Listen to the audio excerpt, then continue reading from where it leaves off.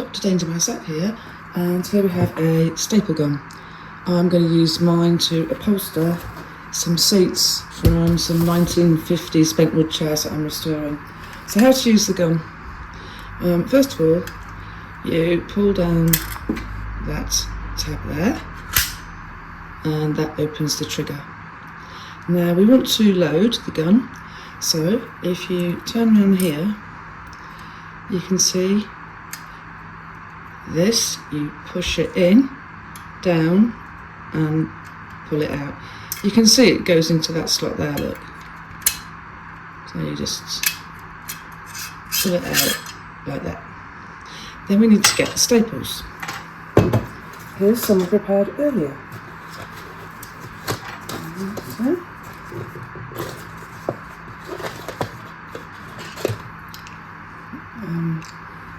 These are just normal square staples like that. Now if you look at the gun here, you put them either side of that U shape there and push them in. Reinsert this bit so it's always that way around. Like that.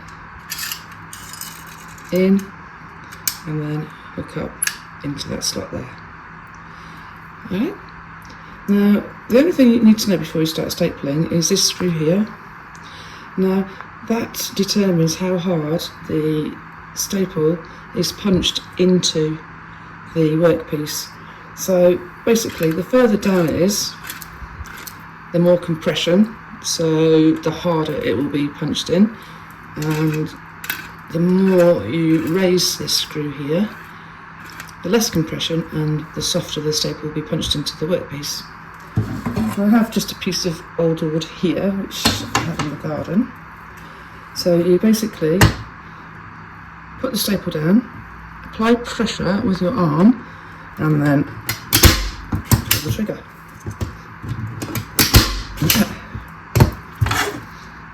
Okay, so now I've done that, most staple guns these days come with different types of staple, and also a lot come with nails.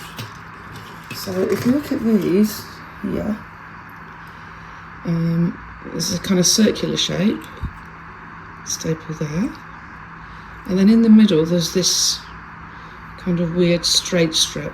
They're the nails. So let's look at what we do with the hook shape. So first off, we've got to remove the shot across the kitchen. Done like a true pro. I remove these staples here. Sorry, I've made myself laugh now. We get the U-shaped ones here. Now if you look here, the U-shaped ones go in the middle. Okay, so you can see I'm slotting them in the middle of the guides like that. And again, this goes in. Don't be messing around in there talking. You just want the action, don't you? Okay, so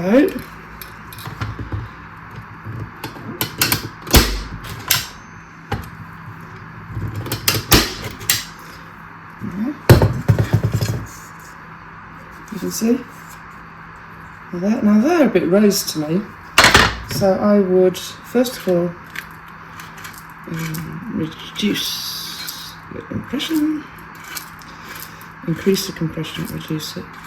There you go. Now if you're struggling, particularly females, I don't mean to be rude, because you have to put weight on here to make sure the staple goes in firmly. Just put a secondary hand there like that. Like that. When you pull the trigger. And you can see it's gone in a lot further now I've increased the compression and also put weight on it. Next we are going to look at the nails.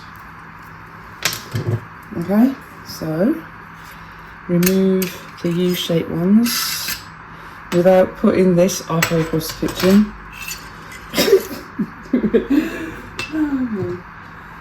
Now, here, I don't know if you can see, there's a slight ridge, like a nail head, on one side, and that's the top there. Okay?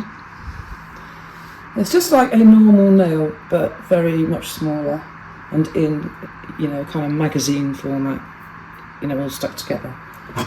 Now then, if you look here, inside, there are two slots, there and there. Whoops. And these nails can go in either of those slots. It doesn't matter. I'm going to put it in those because it feels a lot smoother. So you just slot them down the side like that. And put this in.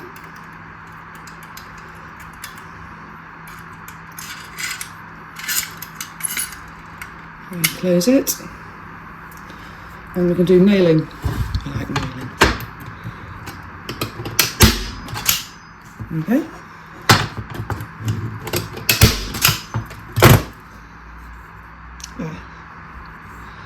So there you have it. Nails, the hooky ones and the square ones. I'm going to be using the square ones for upholstery. So if you can see here, I'm going to be taking all these out, cleaning all this up and reupholstering it. I'm not very good at upholstery, by the way. I'm an engineer, not a sewing-y type person. But I am willing to give it a go with my staple gun. So there you have it. So that's it. You now know how to use a staple gun. If you like this, please press like and subscribe. The reason being, I really need a new DeWalt multi-tool. So you can help me get that. And remember, when it comes to stuff like this, nothing is scary when you know how to do it.